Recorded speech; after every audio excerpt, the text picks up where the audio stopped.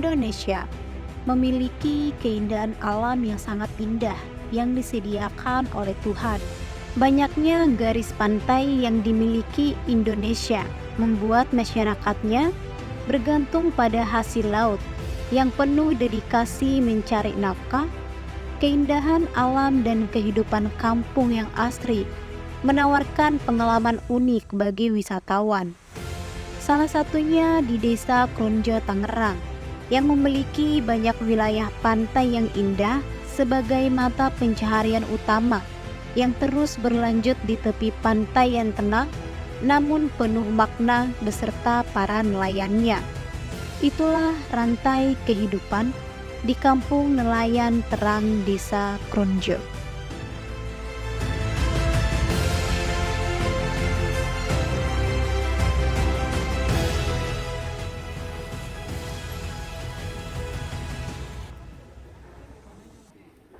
Saya Khairus Gama, saya sebagai Sekretaris DPC HNSI Kabupaten Tangerang. Kalau sekretaris kurang lebih sekitar 3 tahun, berarti dari tahun 2001. Ya, mantau kegiatan dan aktivitas nelayan. Kalau ketua HNSI saya dari mulai tahun 99, 2 periode saya istirahat, terus kembali ketika ada rolling kepengurusan saya kembali masuk sampai saat ini. Kendala utama nelayan ya pertama harga yang tidak stabil dan tidak ada harga yang ditentukan oleh pemerintah, sehingga ketika nelayan dapat tangkapan melimpah maka harga ikan akan turun. Jadi ketika nelayan susah untuk mencari ikan itu memang ada harga. Jadi sepertinya sudah biasa barangkali ya, tani nelayan ketika hasil panennya melimpah maka harganya akan lebih rendah. Kondisinya dan memang Tangerang ini kalau kita lihat dari zonasi laut, kita ini dari masyarakat Tangerang ini ketika kita sudah masuk ke luar pantai, ini ke laut, dalam jangka sekian mil itu sudah laut Jakarta. Tuh, jadi dan kesulitan dan kendalanya pertama kita harus menangkap di area yang lebih jauh, maka perbekalan juga akan lebih banyak.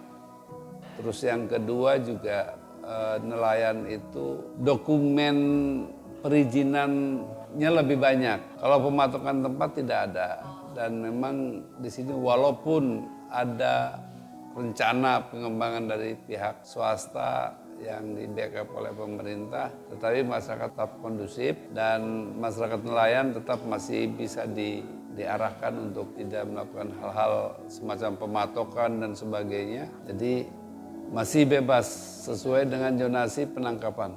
Jadi ketika nelayan sudah berangkat ke laut, tiba-tiba ada cuaca ekstrim di laut, itu pertama yang dilakukan nelayan diperintahkan untuk secepatnya nyandar di pulau terdekat.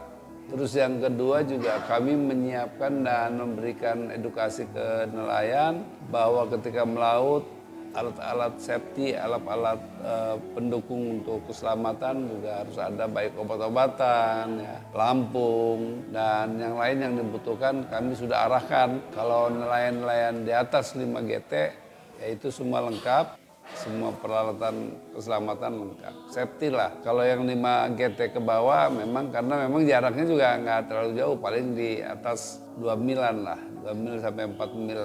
Kalau harga tetap harga sesuai dengan petunjuk Pertamina ya, sesuai dengan harga head di Pertamina. Cuma memang kita kemarin ada sedikit kendala karena di sini kan ada SPBN 2. Kemarin yang satu ada masalah sehingga ada sedikit kekurangan. Itu juga diatur sedemikian rupa, dan kalau kendala nggak ada. Cuma memang kita tidak bisa pungkiri nelayan ini kadang-kadang ada sangkutan dengan para warung karena kaitannya dengan ketika akan berangkat ke laut itu harus memenuhi perbekalan. Itu perbekalan dari mulai beras dan sebagainya termasuk bahan bakar, sehingga dia ngambil di warung. Paling itu aja perbedaannya. Suara gemuruh mesin perahu tradisional yang dilengkapi jaring dan pancing menandakan dimulainya perjalanan para nelayan berangkat menuju lautan luas siap untuk mengarungi lautan mencari rejeki. Selain menangkap ikan, para nelayan juga berperan penting untuk menjaga kelestarian laut. Mereka memahami betul bahwa kelestarian lingkungan laut adalah kunci keberlangsungan mata pencaharian mereka. Perjalanan seorang nelayan tidaklah mudah, bukan hanya sekedar menangkap ikan, keselamatan mereka juga dipertaruhkan pada kondisi cuaca yang tidak diprediksi. Nama saya Bahu Bali. Saya asli orang perantauan. Saya di sini hanya merantau. Dari Brebes, Jawa Tengah ke sini tinggal di sini. Bekerja sebagai nelayan sekiranya belum lama sih, baru beberapa tahun aja. Beberapa tahun aja lah, kurang lebih lah, setahun 2 tahun lah. Ya lebih baik bersandar ke sini karena terlalu berbahaya untuk. Iya, karena kalau cuaca buruk itu nggak bisa dilawan itu ya. Salah-salah nanti kita fatal itu. Perahu tenggelam, ombak, pokoknya begitu-begitulah. Kalau menurut harga penjualan ikan, kalau saya sih ada bosnya sih ya termasuknya. Jadi ya yang standar lah gitulah, kiranya standar. Tidak, karena di laut itu kan tidak menentu ya. Iya. Kadang sepi, kadang rame gitu kan namanya di laut, kita kan nggak tahu. Gitu ya. Saya bekerja serabutan aja. Iya. Ya karena keluarga rata-rata kebanyakan berada ke sini. Jadi saya ikut-ikutan lah. Saya ABK, kapalnya ada juragannya, itu namanya pemiliknya kan juragan namanya itu ya. Kalau saya gitu kan, yang nguli lah, bahasa kerennya tuh kuli. Enggak, cuman nginep sehari aja gitu nginep. Iya, kadang berangkat pagi, pulang pagi lagi gitu ya. Berangkat subuh, pulang subuh lah gitu. Ini yang paling di wilayah lokal sini aja, dekat-dekat Pulau Laki atau Pulau Pertengahan ini aja. Jenis ikannya macam-macam, ada ikan selar, ada ikan kembung, ada ikan kiper, iya, bukan kiper pemain bola ya, kiper ikan gitu. Iya, kadang-kadang kita kan tergantung kawan-kawan ya, kadang-kadang kalau ikan itu istilahnya di laut itu kan kadang-kadang di sana lagi rame, di wilayah sini, mari kita ke sana semua gitu. Namanya di laut luas ya itu ya. Ya istilahnya itu ya tergantung dari alat tangkapnya lah itulah. Kalau misalkan kebetulan lagi dapat banyak ya kita dapat banyak gitu. Pematokan tuh nggak ada karena kita kan bukan pekerjaan istilahnya kerja di PT itu ya. Jadi dia patok gitu ya. Bebas, ya bebas, aku bebas. Ini milik juragan. Kalau ya tetap yang bawa juragannya, yang bawa yang punya gitu.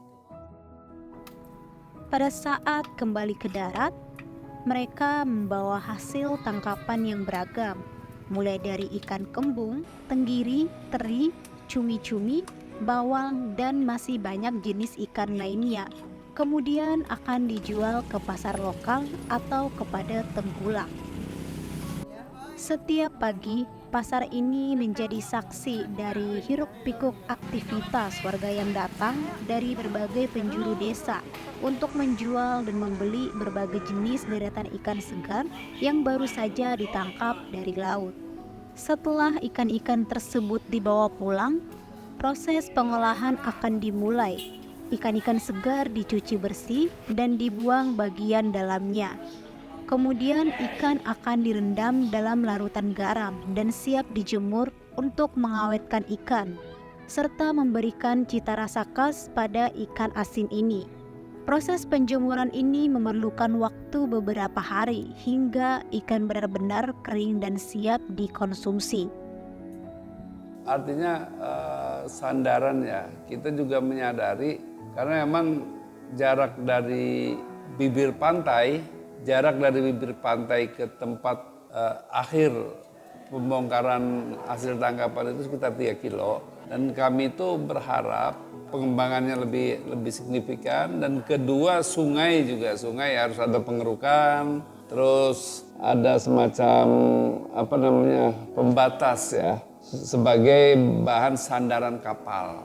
Kalau kita lihat sih kapasitas kapal di sini, kalau lebar sungai ini ada di 20 sampai 25 meter, itu bisa buat kapal sandar di pinggirnya, alurnya ada di tengah. Jadi itu harapannya. Karena kalau kita misalkan punya rencana akan bikin pelabuhan perikanannya di bibir pantai, ini kita juga menyadari bahwa memang saat ini kan pembangunan akan Dilanjut walaupun ada area punya pelabuhan perikanan juga ada di bibir pantai sebetulnya.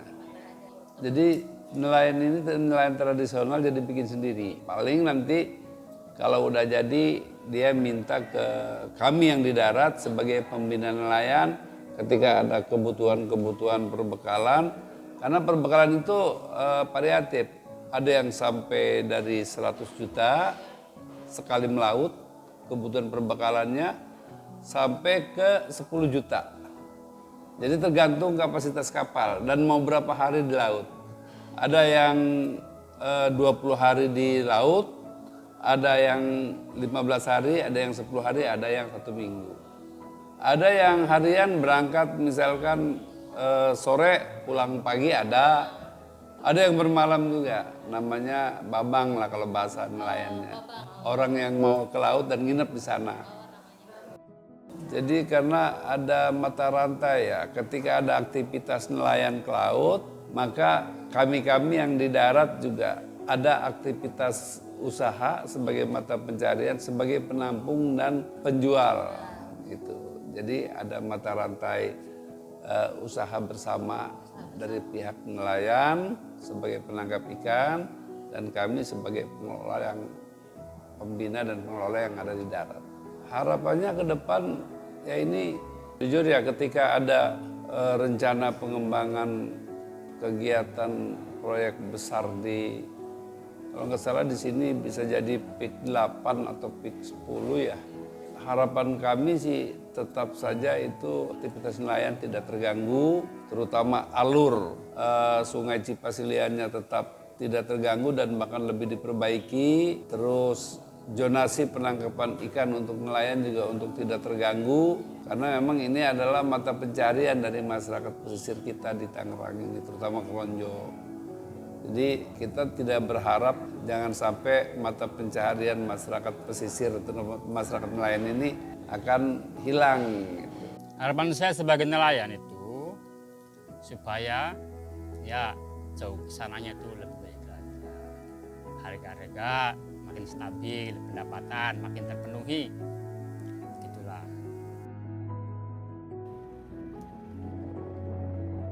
Kampung Nelayan Terang Desa Kronjo menjadi bukti betapa pentingnya laut bagi masyarakat sekitarnya, menggambarkan kuatnya kebersamaan, kesejahteraan, dan gotong royong para nelayan di Desa Kronjo. Cerita mereka adalah bukti bahwa kehidupan manusia dan alam saling terkait dan membutuhkan satu sama lain. Meskipun hidup sederhana, kehidupan nelayan di Desa Kronjo penuh kekayaan dan nilai-nilai yang sesungguhnya. Mereka belajar untuk bersyukur atas rezeki yang diberikan alam. Hidup dalam kebersamaan mengajarkan kita untuk tidak pernah menyerah, selalu bersyukur dan tetap menjaga kelestarian dengan alam. Dan semoga menginspirasi banyak orang untuk lebih menghargai dan mendukung keberlanjutan hidup masyarakat di pesisir Desa Kronjo. Itulah kehidupan Kampung Nelayan Terang Desa Kronjo.